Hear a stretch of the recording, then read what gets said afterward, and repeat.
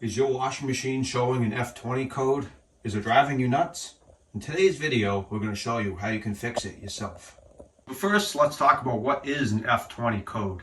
Depending on the brand of washing machine, a lot of them use that code for insufficient water supply. Whether it's a Maytag, Kenmore, Whirlpool, LG, there's a lot of different brands of washing machines that use the F20 code.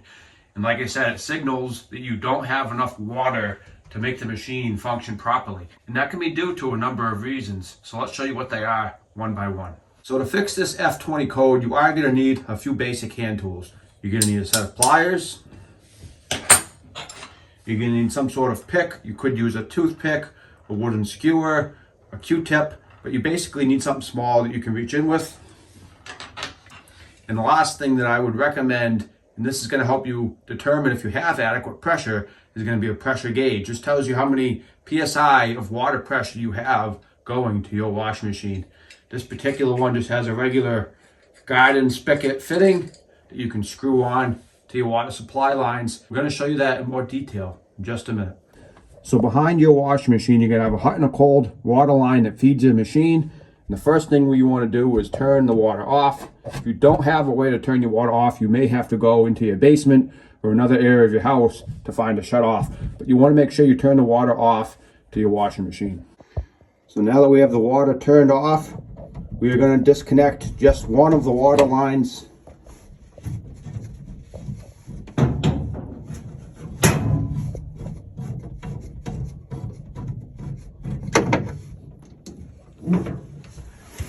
And in place of where the water line was, we are going to put our pressure gauge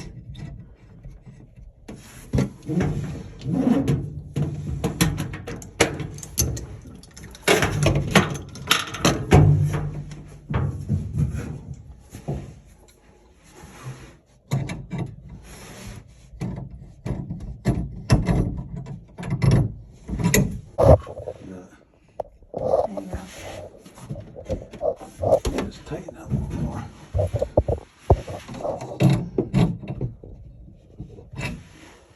Can you see it? Yeah. Now again, you want to leave one of the water lines connected. You only want to take off one. And we are going to turn the water back on. And it looks like we have about 42 PSI of pressure. So this side is good. I'm going to go over in a minute what numbers you're looking for. But first, let's test the other side. All right, let's check the second side. Can you read what it says?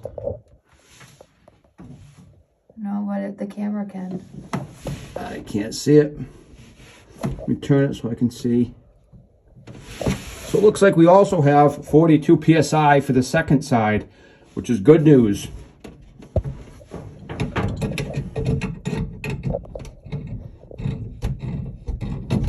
Okay, so we determined that hot and cold, both sides had adequate pressure. So how do you know whether or not you have adequate pressure? Well, most of these modern, type machines, this happens to be a Maytag high efficiency model, but most of these modern washing machines are designed to run on 20 PSI up to about 80 PSI. So if your machine isn't getting at least 20 PSI of water pressure, you're likely to get that F20 code. And if you go over about 80 PSI, you run the risk of having too much pressure and you could damage your machine. So that 20 to 80 PSI is really where you want to be. And as you saw, we had 42 PSI, which is perfect. So I know that I have adequate pressure. So let's get into the next thing. And honestly, this is the most likely culprit for your F20 code. Let me show you what it is. So while you're fixing your F20 code, this is the ideal time to take off your pipe and check it for lint, because that is one of the leading causes of household fires is excessive dryer lint in your pipe. So you want to make sure you clean that on a regular basis. But let's get back to the F20 code. So with your water supply still off, now we are going to disconnect our two lines from the back of the washing machine, and I'm going to show you what is most likely your culprit for an F20 code. First, we're going to do the hot. Ew. So once you take your hose off, inside of here, you'll see a small screen. What often will happen is iron particles and sediment and different things from your water will clog those screens, which will block and restrict the flow of water. and it won't allow your machine to get adequate pressure. Despite having 42 pounds of pressure, there's a lot of stuff in here. It could block it, and that's exactly what I think we're going to find in the cold side. So what I'm going to do is take a Q-tip. I'm going to make sure there's nothing blocking that screen. Like I said, usually if any side's going to be blocked, it's going to be the cold, and I think that's what you're going to see in a minute here after we take the cold off. So I would say that's good for the hot side. Let's try the cold.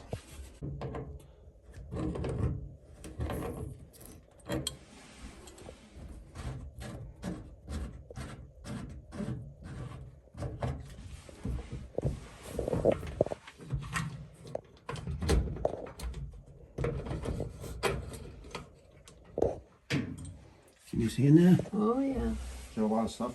Yeah. So now if you look in here, you see that there's much more. There's large particles of sediment and iron and different things. And those are what is blocking. They're restricting the water so you can't get enough pressure.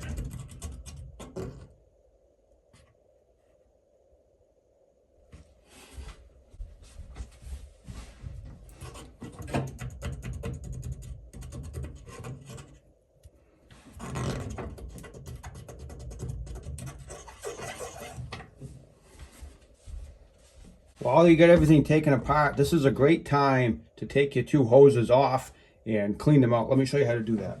Two water lines, when they're connected, are going to have a little bit of a loop, and what can happen is some sediment can also get caught in these two loops. So we're going to turn on the tub, and we're going to drain out.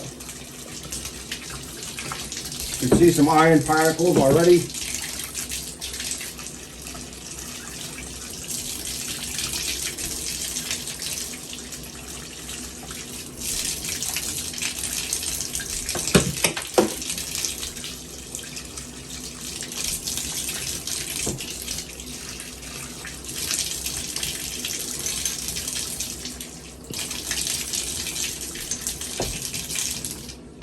So if you zoom in,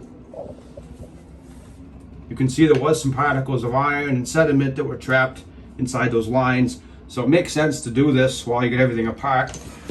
Now we can reassemble everything.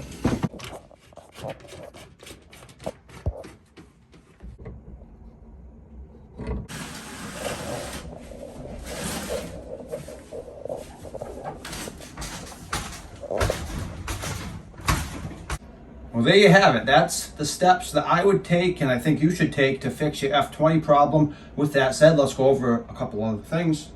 First thing to consider is, what kind of water source do you have? Do you have a well? Do you have municipal water? Maybe you live in a town or a city and your water comes from your street. Here in the country, most people have well water, and if you have well water at your house, you are much more likely, in my experience, to get these kind of issues with sediment and different things, which is why I recommend, especially people with well water, add a sediment whole house filter. So I actually did a video where I added a whole house sediment filter to our house. If you want to see that video and how you can do it yourself and save some money, please click on the video up here. But it's definitely a recommended thing. A lot of people are going to have iron in their water, might have sediment, you could have sulfur, you could have different things, and they have different filtration systems. But a sediment filter is a very basic type of filter, and it's going to prevent a lot of the bigger particles from entering into your water source. And ultimately, it's going to prevent a lot of things like this from happening. I would say the last time I did this was probably, a year ago? It's probably been at least a year since I've had to fix an F20 code on this washing machine. Before I added my sediment filter, I was probably doing it more like every 4 to 6 weeks, maybe 4 to 8 weeks. So definitely cut down a lot, but you are still going to get some sediment and things getting past the filter. And hopefully you enjoyed this video. If you did, please check out some of our other content, and we'll see you next time.